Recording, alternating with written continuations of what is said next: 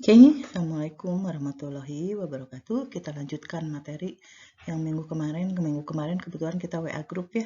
Sekarang kita di video saja ya. Lanjutkan slide-nya ini, mudah-mudahan kalian sudah bisa download materinya. Ini sebetulnya lanjutan dari yang kemarin. Oke.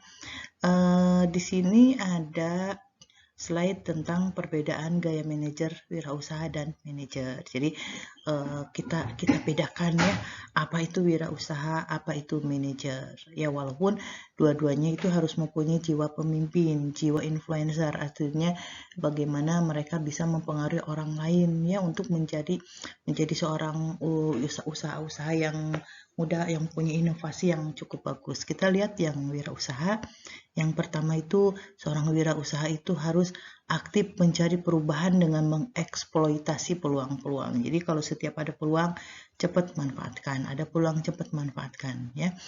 Kemudian menerima atau mengendalikan resiko. Nah, sedangkan kalau manajer itu meminimalkan resiko. Jadi, kalau wirausaha itu artinya menerima atau mengendalikan resiko itu dia harus sudah siap ada resiko gitu ya. Sedangkan kalau manajer itu resikonya sudah ada tapi diminimalisir lagi. Kemudian di wirausaha itu ada dimotivasi oleh kebebasan dan peluang untuk menciptakan keuntungan finansial. Nah, ini beda ya. Kalau misalnya manajer itu dimotivasi oleh promosi karir dan imbalan lainnya. Oke, kalau manajer itu kan pernah dengar ya namanya promosi itu aja kenaikan jabatan. Sedangkan seorang wirausaha itu tidak ada kenaikan jabatan. Jadi karena wirausaha itu ya usahanya usaha untuk diri sendiri gitu untuk dan bermanfaat untuk lingkungan sekitarnya. Ini kalau wirausaha itu dia bebas, hanya di situ harus kreatif bagaimana menciptakan atau memanfaatkan peluang-peluang yang ada ya dengan tentu saja tujuannya adalah adanya keuntungan finansial. Tapi kalau misalnya manajer mah enggak, dia keuntungannya adalah berupa promosi plus dengan karir atau imbalan lainnya biasanya berupa bonus dan lain-lain ya. Nah, wirausaha itu cenderung menerima kesalahan sebagai suatu bagian atau biasa. Jadi mau untung mau rugi seorang wirausaha itu dianggapnya sebagai yang ya sudah biasa. Tapi kalau manajer itu bagaimana cara menghindari kesalahan karena ini otomatis urusannya dengan masa depan dia. Kalau misalnya itu ada kesalahan ya otomatis biasanya manajernya bisa di demosi atau malah mungkin dipecat. Oke. Wirausaha di sini dia lebih intens, langsung terlibat dalam aktivitas operasional organisasi. Jadi di situ dia lebih ikut ikut mengolah usahanya, si wirausahanya ikut terjun mulai dari nol biasanya. Tapi sedang manajer itu enggak. Kalau manajer itu cenderung kepada tugas dia apa gitu. Tugas dia yang sebetulnya apa? Kalau misalnya ada tugas lain yang memang bukan tugas dia itu tidak boleh dikerjakan. Itu bedanya wirausaha dengan manajer ya. Jadi wirausaha itu benar-benar semua harus dikerjakan sendiri, semua dia harus mampu, harus bisa. Sedangkan manajer ya udah job list-nya aja yang diambil. Oke. Nah, metode mengembangkan daya cipta. Itu biasanya melalui kuesioner. Jadi kuesionernya itu bisa berupa angketnya nanya ke karyawan nih, apa yang harus dilakukan sekarang misalnya, apa yang menjadi peluang, apa yang sedang tren sekarang gitu ya. Kemudian melalui brainstorming. Brainstorming itu seperti icebreaker, seperti pencucian otak. Brainstorming itu pencucian otak ya. Misalnya kayak begini, kalau kita mau beli air mineral itu pasti kita beli aqua gitu. Nah, ternyata yang keluar adalah air mineralnya dengan merek yang lain. Atau misalnya beli pasta gigi pasti kita beli Pepsodent, yang keluar adalah yang lain. Itu kenapa? Karena kita sudah dilakukan brainstorming oleh produk tersebut. Biasanya itu dalam iklan-iklannya brainstormingnya itu pencucian otak. Kemudian melalui pemerhatian tentu di sini adalah bagaimana menganalisa sebuah produk ya. Di situ biasanya pemerhatian itu dilihat dari banyak atau tidaknya peminat dari produk yang dijual atau jasa atau barang yang dijual ya. Itu nanti dilihat misalnya dengan melalui apa sih namanya itu grafik tertentu, apakah landai atau turun atau misalnya malah meningkat, itu bisa dilakukan dengan grafik. Nah, kemudian mengembangkan dan mengumpulkan ide. Nah, seorang wirausaha ini tidak boleh tidak boleh kehilangan ide ya. Jadi dia harus bisa bagaimana mengembangkan dan mengumpulkan ide-ide yang ada di lingkungan sekitarnya. Kalau misalnya ada ide baru, boleh kita coba ya, atau mungkin bisa kita lakukan sebagai inovasi. Oke, kemudian ini mencari ide dari konsumen. Biasanya dari konsumen tersebut bisa kita curi ya, curi informasi apa saja. Itu biasanya dari ngobrol atau misalnya berupa dari wawancara atau mungkin tadi yang melalui kuesioner atau angket, itu juga salah satu informasi yang bisa kita ambil dari konsumen. Misalnya sekarang lagi ngetrennya apa? Misalnya mau jualan baju, ngetrennya apa? Nah, kalau misalnya kalian tahu yang namanya apa sih, ada namanya outlet di Jalan Riau itu ya, ada outlet Jalan Riau itu namanya Heritage, itu yang punyanya Ferry Pak Ferry itu yang punya All About Strawberry, yang punya The Container, dia punya Heritage. Nah, itu dia melalui pemerhati bagaimana cara dia menjual baju-baju yang lagi ngetren sekarang. Ternyata Pak Ferry itu sangat pintar sekali menjual baju sekarang, itu jarang sekali dengan ukuran yang S ya. Jadi minimal itu yang ukurannya itu adalah M, tapi yang paling banyak dijual itu adalah ukuran yang XL. Apalagi perempuan-perempuan sekarang badannya itu jarang sekali yang kecil-kecil, lebih banyak badannya itu yang gede-gede. Kenapa? Itu pengaruh daripada makanan. Banyak jajanan-jajanan di Bandung misalnya, itu banyak jajan anak-anak sekarang itu mau jadi badannya gede-gede. Makanya Pak Ferry sekarang mikir, ini dijual, kalau barang-barang dijual atau misalnya baju-baju dijual dengan ukuran yang kecil pasti nggak akan laku. Maka dijuallah dengan ukuran yang besar-besar ya. Ukuran yang XL atau misalnya XXL itu lebih banyak laku. Coba aja sekarang sepatu juga, sepatu ukurannya udah pada gede-gede, anak SMA aja ukurannya udah 42 gitu sepatu. Kalau zaman dulu masih kecil-kecil ya. Itu dari pemerhati atau ide dari konsumen itu banyak. Nah, seperti Bu kemarin pernah ke dokter ya, kebetulan yang skincare. Nah, ini jadi Bu memberikan sumbangan, Ibu sebagai konsumen di situ memberikan sumbangan bagaimana biar pelayanan dari mereka itu enak diterima oleh konsumen. Misalnya dengan cara memberi name tag gitu, biar kita tahu terapis ini namanya siapa. Itu kan ide-ide dari konsumen. Nah, kalian juga bisa atau boleh memberikan ide ya kepada beberapa perusahaan atau beberapa toko yang memang kalian banyak mengkonsumsi barang atau jasanya ya. Itu bisa memberikan sumbangan yang sangat berarti buat mereka. Nah, kemudian analisis mengenai pekerjaan. Nah, ini mungkin kalau analisis mengenai pekerjaan ini biasanya harus pakai konsultan ya. Itu jadi dianalisis pekerjaannya seperti apa. Tapi cukuplah untuk melalui kuesioner, brainstorming, pemerhati, mengembangkan dan mengumpulkan ide serta mencari ide dari konsumen, cukup itu menciptakan daya cipta yang baru. Oke, slide selanjutnya di sini kita lihat. Nah, proses berikut terbentuknya wirausaha. Itu ada teori namanya life path change.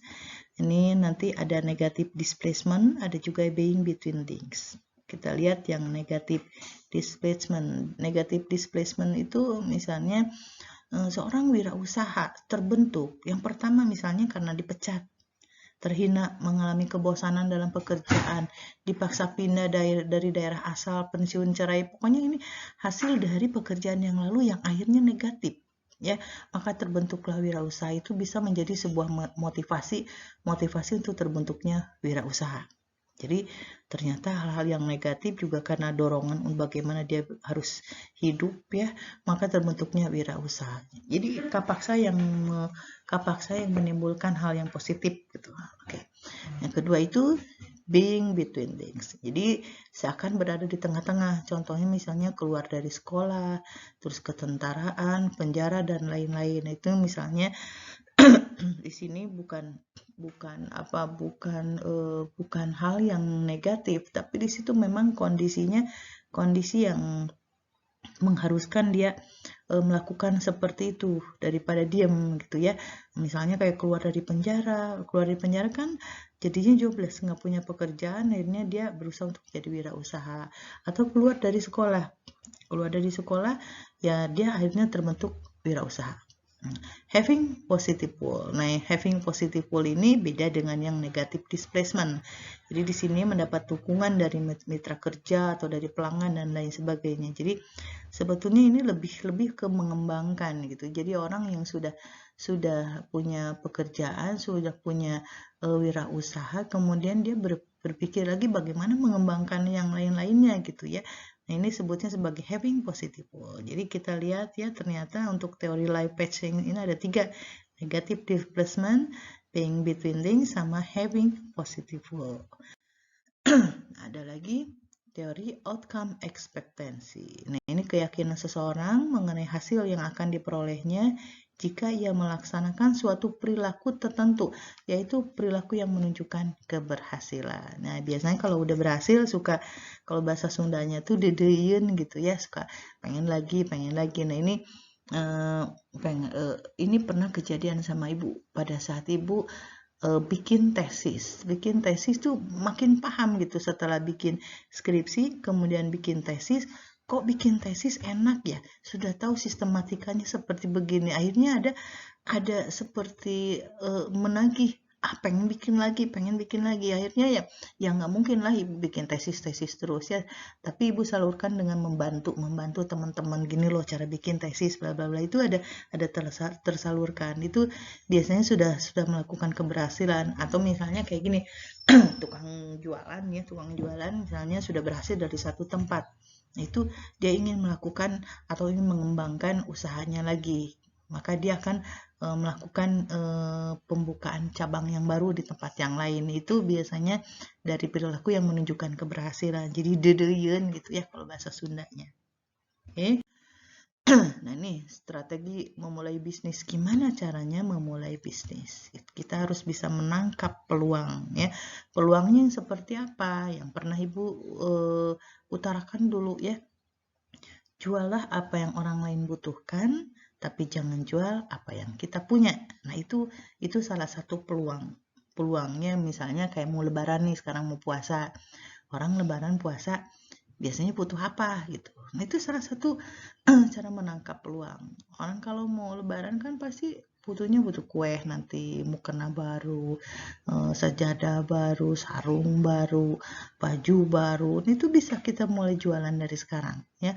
Apalagi bulan puasa itu kan kalau sore-sore suka banyak yang jualan makanan, itu bisa kita lakukan mulai dari sekarang ya. Nah, ini bisa menangkap peluang itu bisa dengan melakukan beberapa pertanyaan. Mengapa saya ingin berbisnis sendiri? Itu bisa ditanyakan kepada diri sendiri, seperti yang teori Ibu tadi yang sudah utarakan ya. Apa yang ingin saya tekuni? Bisnis apa ini yang ingin saya tekuni? Itu harus konsisten. Siapkah saya memulai bisnis yang telah saya pilih? Biasanya suka ada yang ngambang. Kalau misalnya masih setengah-setengah, ya mendingan gak usah dulu. Harus menyiapkan dulu. Artinya melihat banyak faktor, nggak cuman keinginan saja ya. Kalau udah siap, mungkin nggak gagal. Gagal itu pasti ada. Apalagi dengan urusan yang namanya modal ya. Kalau modal misalnya itu biasanya kalau bisnis pemula itu 3 bulan pertama pasti ada yang namanya break even point. Break even point itu baru kembali modal gitu, jadi nggak untung nggak rugi, itu break even point. Bayangkan 3 bulan. Kalau orang yang memang lemah, orang yang mentalnya kurang, itu biasanya kalau sebelum 3 bulan udah males. Sekarang memang 3 bulan itu masa transisi, rugi itu pasti ada, resiko itu pasti ada gitu. Jadi kitanya yang harus benar-benar nerima kalau mau memulai bisnis. 3 bulan pertama harus siap dulu rugi. Jadi kita harus punya budget yang namanya overhead. Overhead itu jadi dana cadangan gitu ya. Oke. Nah, baru pertanyaan terakhir, benarkah saya telah siap? Nah, itu juga harus diperhatikan ya. Nah, ini 5 kunci sukses dari Renaldi Kasali sebetulnya. Ada reputasi dulu, jadi kita harus punya prestasi dulu. Tumbuhnya dari bawah, jangan pengen langsung naik di atas yang nggak bisa, semuanya juga tumbuh dari bawah ya. Konsentrasi, fokus dari bidang yang dikuasai, kemudian anti kerumunan. Nah, itu biasa. Kenapa harus anti kerumunan? Biasa kalau anti kerumunan itu suka banyak yang didengar, jadi banyak didengar goyah fokus kita ya. Modal itu hanyalah pelengkap, jadi yang pertama itu adalah keyakinan dalam hati ya. Jadi kalau orang bilang, aduh modal saya nggak ada, modal nggak ada, nggak urusan sama modal dulu. Yang penting yakin dulu, yakin. Insya Allah dengan keyakinan itu kita kan dikasih akal. Bagaimana kita menggunakan akal kita yang diberikan oleh Allah untuk mendapatkan modal yang tidak hanya berbentuk uang, keinginan, kepercayaan dari orang lain, itu adalah salah satu dari modal. Oke. Seorang wirausaha yang memiliki potensi sukses adalah mereka yang mengerti kegunaan pendidikan untuk menunjang kegiatan serta mau belajar untuk meningkatkan pengetahuan. Jadi udah dibekelin ilmu, seorang wirausaha itu sudah dibekali ilmu, jangan ilmunya hilang, tapi di situ untuk menjadikan modal untuk menunjang kegiatan ya, adanya pengetahuan. Nah, ini usaha waralaba, keuntungan sistem waralaba, nanti kalian baca apa ini maksud dengan waralaba ya. Adanya pelatihan khusus, itu biasanya mereknya udah dikenal. Nah, itu mungkin waralaba itu bahasa kerennya sekarang itu franchise ya. Kalau bahasa ekonominya itu waralaba. Nah, ini ada beberapa franchise kan banyak ya, termasuk McDonald juga itu udah waralaba. Tapi ya keuntungannya memang di situ ada merek yang sudah dikenal. Jadi kita jualannya juga tinggal ngikutin. Biaya produksi rendah karena memang sudah dimodali dari yang punya barangnya, punya produknya ya. Kemudian bantuan manajemen teknik, ada perlindungan wilayah di situ ya, sudah pasti ya. Karena di situ memang kekuasaannya ada di mereka. Nah, kekurangannya biaya paten yang harus dibayar oleh pemegang lisensi. Jadi kalau biaya McDonald misalnya ibu buka outsourcing, buka waralaba atau misalnya tadi apa namanya franchise McDonald, berarti nanti biayanya itu ibu harus membayar lisensi ya. Kemudian ada kontrol dari perusahaan memegang paten yang ketat dari McDonald, misalnya kenapa kamu jualan produk yang bukan dari produk McDonald gitu ya, itu juga nanti ada kontrol, janji-janji pemegang paten yang biasanya memang tidak dipati. Makanya di sini harus diberikan surat perjanjian terlebih dahulu. Oke, gitu saja itu ya slide terakhir. Nanti kalau ada pertanyaan bisa dilontarkan di WA Group. Terima kasih semuanya, tetap jaga kesehatan ya, prokesnya. Assalamualaikum warahmatullahi wabarakatuh.